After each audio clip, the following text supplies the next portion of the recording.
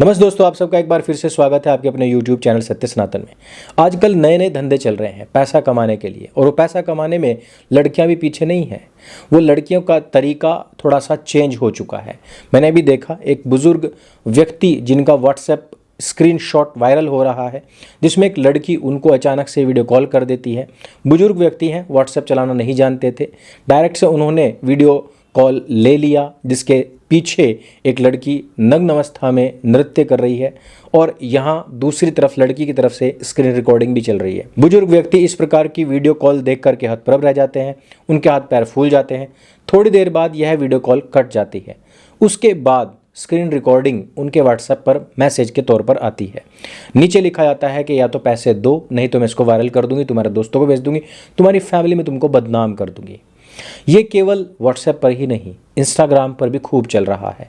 अचानक से कोई भी वीडियो कॉल आएगी, आप उसको स्वाइप करेंगे, उठाएंगे, दूसरी तरफ कोई लड़की नाच रही होगी या फिर अश्लील इशारे कर रही होगी या अपने कपड़े निकाल करके बैठी होगी। उसी स्क्रीन पर आपका फेस भी होगा, उसकी स्क्रीन रिकॉर्डिंग चल रही होगी और आपकी ब्लैकमेलिंग का धंधा यहाँ से आरंभ हो जाता है।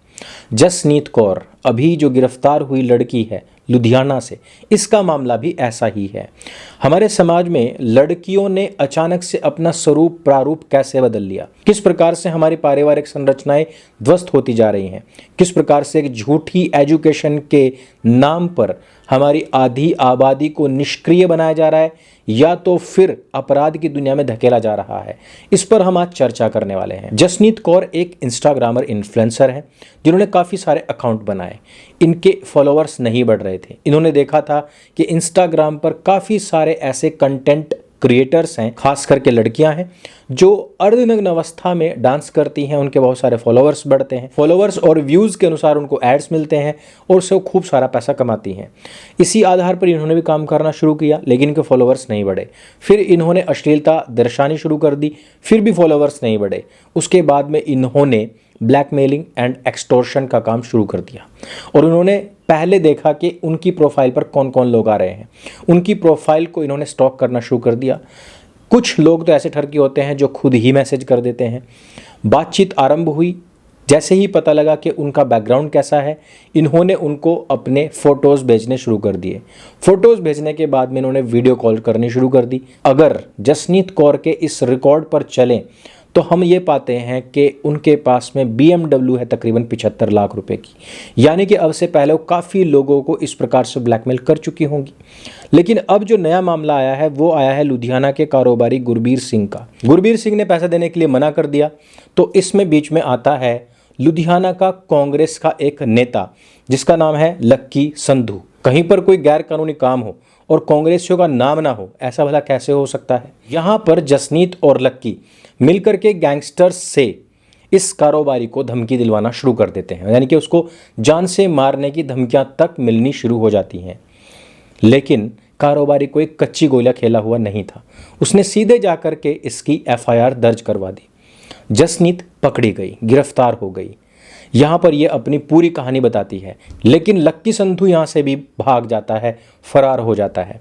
समझ नहीं आता है कि पंजाब की हुकूमत, वहाँ की पुलिस कर क्या रही है। इनके हाथों में से निकल करके खालिस्तानी भाग जाता है, इनके हाथों में से निकल करके लक्की संधू भाग जाता है, इनके हाथों में से निकल करके सारे के सारे गैंगस्टर्स भाग जाते हैं। इनकी खुद की जेल में बंद लॉरेंस बिश्नोई सलमान खान को धमकी दे देता है, 2-2 बार टीवी पर इंटरव्यू दे देता है और ये लोग हाथ पर हाथ धरे बैठे रहते हैं। कोई भी आकर के इनको पीट करके चला जाता है। पंजाब की सरकार ना हुई, वहाँ की पुलिस प्रशासन ना हुई, ढोलक हो गया कि आओ पीटो, मजा लो और चले जाओ। लेकिन क्या यह मामला केवल और केवल जसनीत कौर का है? नहीं है। अगर आप आज की तारीख में सोशल मीडिया पर देखेंगे तो बहुत सारी आपको ऐसी लड़कियां मिल जाएंगी। अभी मैं सोनाली कुलकर्णी का एक स्पीच सुन रहा था जिसमें स्पष्ट तौर पर कह रहे हैं कि भारतीय लड़कियां अब काफ़ी आलसी हो चुकी हैं। और आलस भी किस प्रकार का, आप अपने घरों में इस बात को नोटिस करिएगा।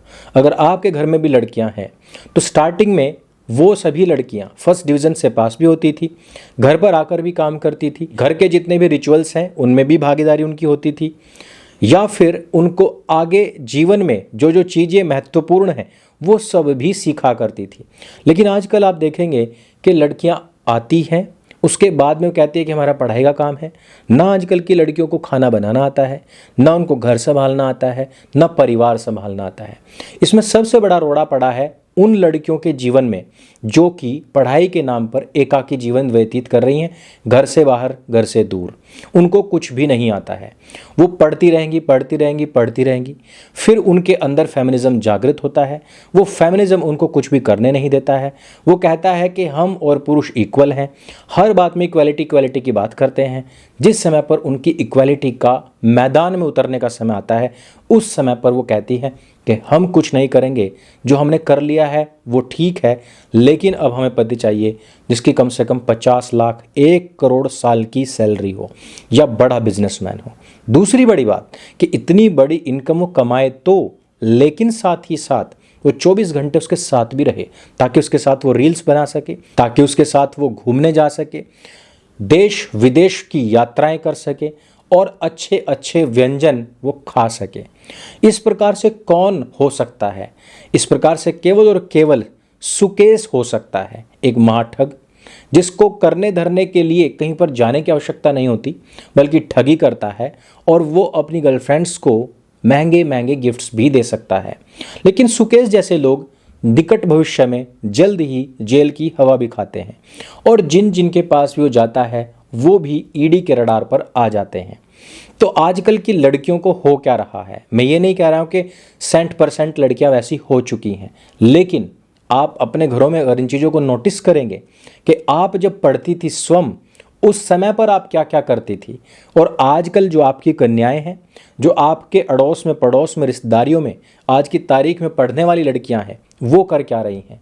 आपके घर में अगर काम है तो काम नहीं कर रही हैं, अगर उनके घर में उनके बच्चे हैं तो उनको नहीं पाल रही हैं। 15,000 रुपये कमाने के लिए वो बाहर जा सकती हैं, लेकिन अनमोल जीवन जो उनके बालक हैं उनका लालन पालन करने के लिए उनके पास समय नहीं है। वो 4 गुने दाम दे करके बाहर से अनहाइजेनिक और टॉक्सिक खाना मंगवा करके खा सकती हैं, लेकिन अपने प्यार से, अपने हाथों से बना करके खाना अपने परिवार को खिलाने में उनको शर्म महसूस होती है, क्योंकि उनको लगता है कि ये काम गंवार लड़कियों के हैं, अनपढ़ लड़कियों के काम हैं।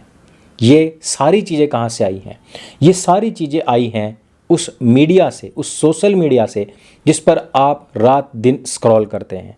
ये सोशल मीडिया आपको अच्छाई भी दे सकता है और बुराई भी दे सकता है, लेकिन अच्छाई चले 9 कोस, बुराई जाए 100 कोस। 100 कोस वाली बुराई आप तक पहुंच जाती है और आप उसको तुरंत पकड़ लेते हैं। चमक चांदनी जो होती है वो जल्दी आदमी पकड़ता है, और यही चीज़ आपके जीवन में आग लगाने के लिए पर्याप्त है। थोड़े में काफ़ी सारी बातें कहने का मैंने प्रयास किया है। जसनीत कौर या फिर इस जैसी जितनी भी लड़कियां हैं जो सोशल मीडिया पर इस तरीके की गंद फैला रही हैं, उन सब से सावधान रहें। अपनी बहन बेटियों को इनसे बचाएं, और जीवन में जो चीज़ें अनमोल हैं, सबसे ज़्यादा महत्वपूर्ण हैं, उन चीज़ों को सीखने का प्रयास करें, ना कि इस प्रकार की भांडगर्दी में घुसने की कोशिश करें। हमारे जीवन नचारों जैसे नहीं बल्कि योद्धाओं जैसे होने चाहिए। इस वीडियो में सिर्फ इतना ही। अगर ये वीडियो आपको अच्छी लगती है, जानकारी से भरपूर लगती है, तो इसको सबके साथ में शेयर अवश्य करें। इस वीडियो में दिए गए जितने भी रेफरेंसेस हैं वो सब मैं टेलीग्राम पर डाल दे रहा हूँ, वहाँ से भी आप इन वीडियोज़ को देख सकते हैं। मेरे संग बोले सत्य सनातन वैदिक धर्म की जय। जय हिंद, वंदे मातरम।